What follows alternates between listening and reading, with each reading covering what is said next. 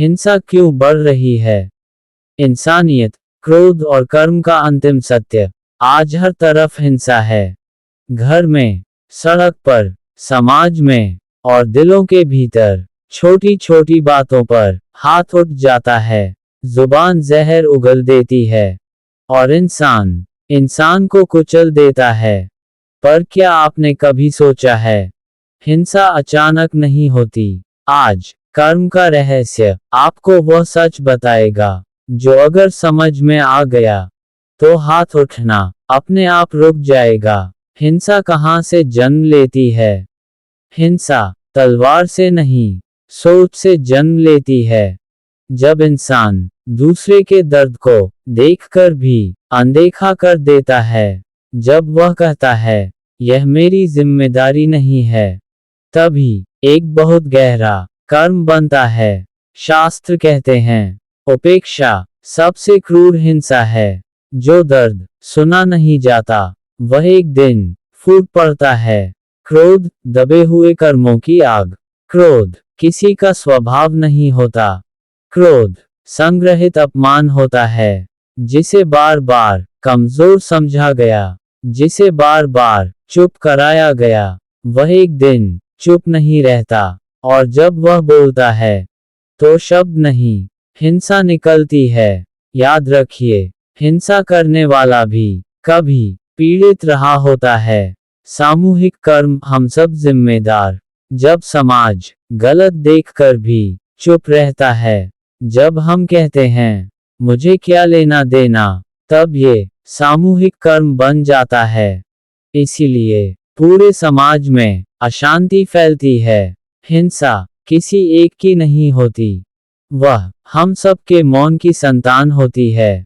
हिंसा रोकने का एकमात्र उपाय, हिंसा कानून से नहीं रुकती, हिंसा डंडे से नहीं रुकती, हिंसा रुकती है संवेदना से। किसी को ध्यान से सुन लेना, किसी को नीचा न दिखाना, गुस्से में एक पल रुक जाना, यही कर्म हाथ को उठने से रोकता है। याद रखिए, जो हाथ उठाता है वह पहले भीतर से गिर चुका होता है। हिंसा करने से कर्म पर क्या प्रभाव पड़ता है? अब सबसे महत्वपूर्ण प्रश्न, अगर इंसान क्रोध करता है, हिंसा करता है या किसी के दर्द को नजरअंदाज करता है, तो कर्म पर क्या प्रभाव पड़ता है?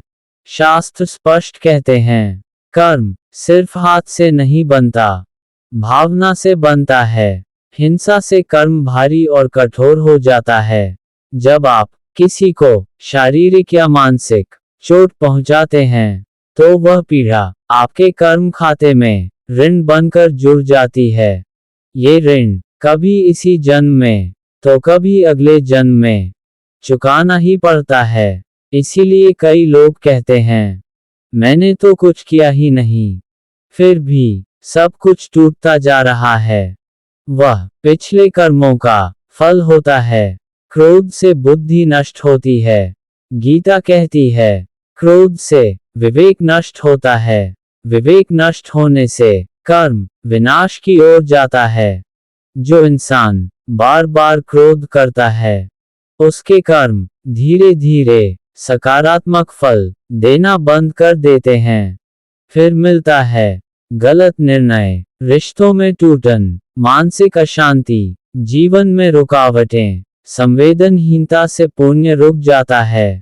जब आप कहते हैं मुझे क्या मतलब, यह मेरा विषय नहीं, तो आप पाप नहीं जोड़ते, लेकिन पुण्य रोक देते हैं।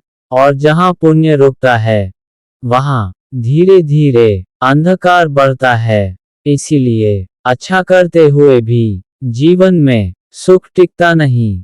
हिंसा से आत्मा का बंधन बनता है। जिसे आपने चोट पहुंचाई, उसकी आत्मा आपके कर्म से बंध जाती है। इसीलिए हिंसा करने वाले को कभी पूरी शांति नहीं मिलती। नींद टूटती है, मन अशांत रहता है और जीवन में अकारण डर बना रहता है। यह कर्म का संकेत है।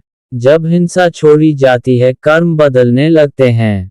जैसे ही इंसान क्रोध पर नियंत्रण करता है, किसी को चोट पहुंचाने से रुकता है, संवेदना चुनता है, उसी क्षण से कर्म हल्के होने लगते हैं।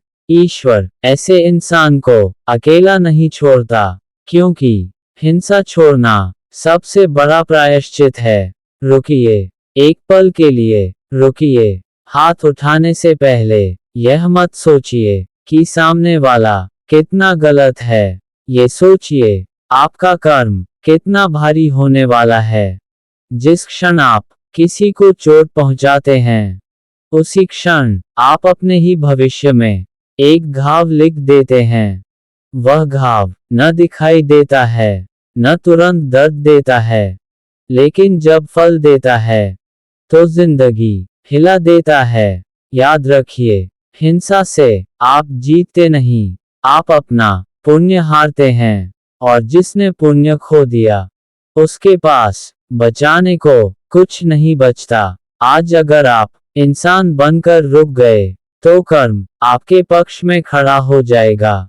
लेकिन अगर आपने क्रोध चुना, तो कर्म आपके सामने खड़ा मिलेगा। फैसला अभी है, हाथ उठाना या इंसान बन जाना। अगर यह सत्य आपके मन को छू गया हो, तो चैनल को सब्सक्राइब करें, क्योंकि कर्म का रहस्य अभी और भी गहरे सच खोलने वाला है।